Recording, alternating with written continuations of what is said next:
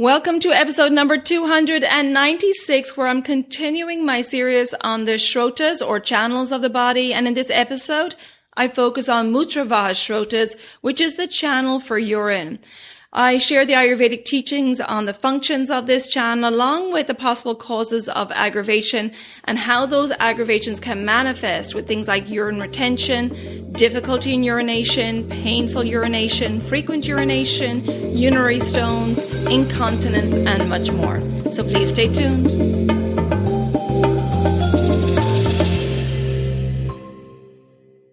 Hi there, I'm your host Colette, and on this podcast I will be sharing the teachings of Ayurveda, yoga, and holistic health practices. Now, if you're new to Ayurveda, I recommend checking out the first couple of episodes where I do an introduction to Ayurveda and the mind-body types. Thanks for listening, and now here's a new episode. This episode is sponsored by Kerala Ayurveda. Would you like to be certified as an Ayurvedic professional? Kerala Ayurveda offers beginner and advanced training with flexible hybrid study options. Full training applications are open, and now is the best time to join for super early savings. $200 to $450 off tuition is available this month, and listeners like you can enjoy an additional $100 off when you share the code ELEMENTS100. To learn more, visit keralaayurveda.us/courses, and you'll find that link in the show notes. Hey there, it's Colette for another solo episode in my series on the Srotas or channels of the body. And in this episode, I'm going to cover the channel for urine, which is called Mutra Vaha Srotas. Now, if you're new to this information on the Srotas of the body, please check out my first episode in this series, episode number 272, titled The Food Channel and the Srotas, which will give you an introduction to this Ayurvedic wisdom on the channels of the body. Okay, so let's dive into Mutra Vaha Srotas. Now, the root or mula of Mutra Vaha Srotas is the bladder, the kidneys, the inguinal region, which is the groin region, and the urethra. The passage or marga is the urethras, the urethra, and the bladder. And the mukha or opening is the urethral opening. The sub-doshas governing this channel are prana, udana, apana, and vyana vayu, pachaka, ranjaka, and brajaka pitta, and kledika, tarpika, avalamika, and bodhika, kapha. Now, the functions of the urine channel are the production and elimination of urine and maintenance of the water electrolyte balance. Now, Ayurveda teaches us that urine formation begins in the gut, in the large intestine, and continues via blood circulation and the kidneys. Ayurveda considers that there are 3 phases of urine formation. The first phase being udak, which is the water phase, which is the precursor of urine. Then you have the second phase, which is kleda, which is the excreted bodily waste. And then there's the mutra, which is the fully formed urine, and that's located in the bladder or the basti. This is very different to modern science, where the kidneys are considered to be the site of urine formation. According to Ayurveda, the collection of excess udak or water happens in the colon. And I discussed this in my previous Srotas episode, number 294, which is titled the Purisha Vaha Srotas, the bowel channel. And the large intestine is the passage of Purisha Vaha Srotas, which absorbs liquids, the udak, the metabolic waste, the kleda, along with minerals, vitamins, and electrolytes through the colon mucous membrane and transports them to the kidneys. Now, the kidneys' function is to regulate the fluid and electrolyte balance of the body by continually filtering the blood of kleda, the excreted bodily waste, and then urine or mutra is formed during this process. This is then transported to the bladder via the urethras, and the urine or mutra is stored in the bladder until it reaches a certain capacity, which will then create pressure, giving the urge to urinate, and the urine is eliminated then through the urethra. Now, the main diseases that can manifest during an aggravation of Mutra Vaha Srotas are Mutraghata, which is urine retention, Mutrakricchra, which is difficulty in urination, and this could be, frequent urination, pain with urination, feeling the need to urinate despite having an empty bladder.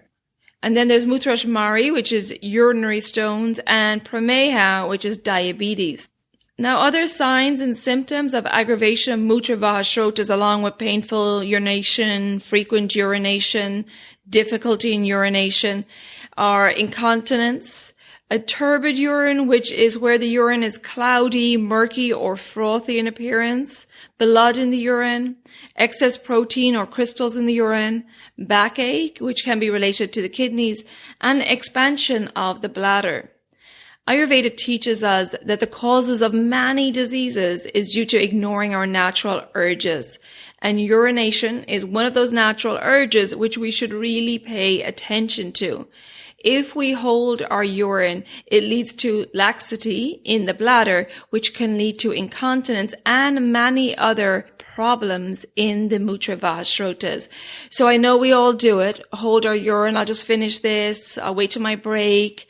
Lots of reasons, but our body is telling us to urinate then and there. We should really respect that because, as I said, it can lead to many, many issues.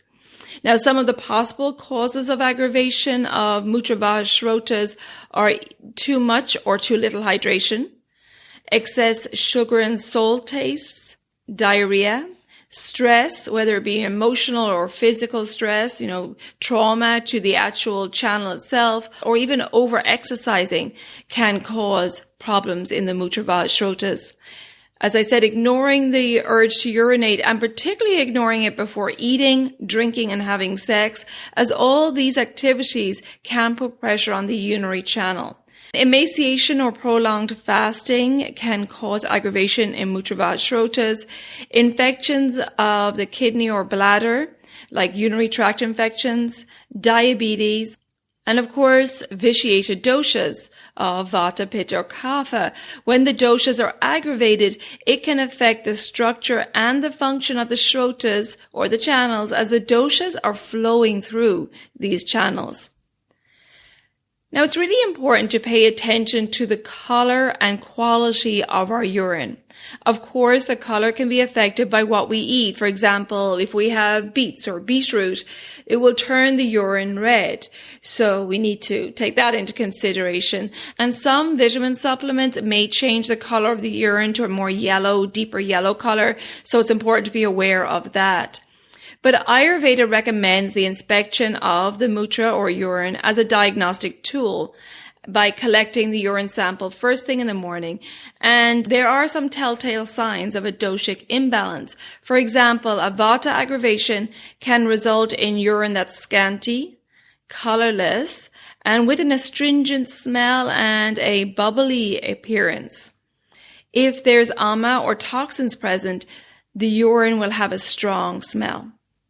A Pitta aggravation can result in urine that's abundant, so a lot of urination, yellow, greenish in color with a sour smell, and it may be oily in appearance. And if there's ama or toxins present, it will be dark with a fleshy smell. And then a Kapha aggravation can result in a large quantity of cloudy urine with a slightly sweet smell and a slimy appearance. And if there's ama or toxins present, it will be cloudy, frothy, and with a moldy smell. There's also a really interesting Ayurvedic oil drop test that can be carried out with the urine sample that's collected first thing in the morning.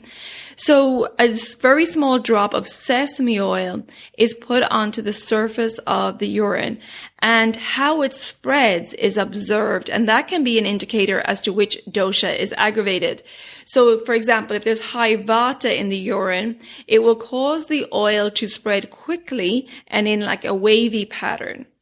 If there's high pitta, it will cause the oil to spread showing all 7 colors of the rainbow. And if there's high kapha in the urine, this will cause the oil to spread slowly and eventually break down into small droplets. Now, in regards to treatment of aggravations of Mutra Vaha Srotas, well, the vitiation of the channel can be a result of one or more of the doshas of Vata, Pitta, or Kapha becoming aggravated and then entering into the channel. So it's important to determine which dosha or doshas are involved, and that will determine the treatment. For example, Vata aggravation may result in dehydration and in turn cause decreased urination. Pitta aggravation can create excess acid and inflammation in the body, and aggravated kapha can cause swelling due to the excess liquid in the body and possible obstructions in the body as well.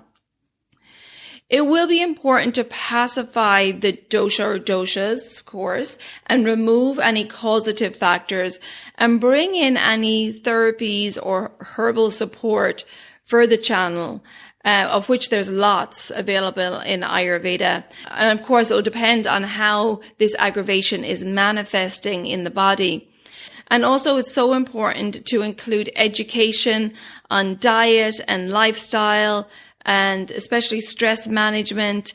That's really important, and that all this information is tailored to the rogi's presenting symptoms and lifestyle as well. So there you go. That's some information on Mutra Vaha Srotas, the channel for urine.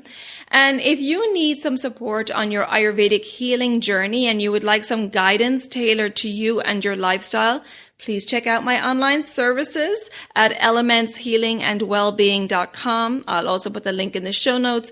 But I offer online consultations where I determine your birth constitution, your current vikriti or current imbalance if you have one. And I put together a strategy for diet, lifestyle, self-care, and mindfulness practices to help you maintain balance and prevent illness. And of course, I will address any current imbalances that are going on. I also have the Digestive Reset Cleanse, and this helps to eliminate any ama or toxins from the body, resetting the digestive fire. We know that undigested food due to a digestive system that's not working efficiently can be the bedrock for many diseases in Ayurveda. So taking care of the digestive fire and eliminating these toxins is extremely important. And the next discounted group cleanse is October 6th, or you can choose a private cleanse and choose your own dates at any time. I also have an educational program, which is the Daily Habits for Holistic Health program. This is a 28-day online self-paced program with the objective to help you live in tune with the circadian rhythm, and educates you on how to become your own healer, giving you lots of education and empowering you to take charge of your own health. And if you have any questions on my services before you book, please take advantage of my free 15-minute online Services Enquiry Call. We'll hop on Zoom and I can answer any questions you have. And have you heard the exciting news that I'm finally doing a Ayurvedic retreat back in Bali? Myself and Dr. Sujata, who I worked with 2014 to 2015 in Bali, are doing a 7-day Ayurvedic rejuvenation retreat December 4th to 10th. And this is going to be at the Amrita City Ayurvedic Clinic, Dr. Sujata's clinic, just outside Ubud. It's an amazing healing cocoon. You can check out a video in the show notes of this beautiful property. And the retreat will include accommodation, consultations with the Ayurvedic doctors, Ayurvedic treatments, medicines, of course, amazing Ayurvedic meals, and then you'll have daily yoga, meditation, pranayama classes, Ayurvedic group discussions, cooking classes, and all supported by a team of Ayurvedic professionals and me.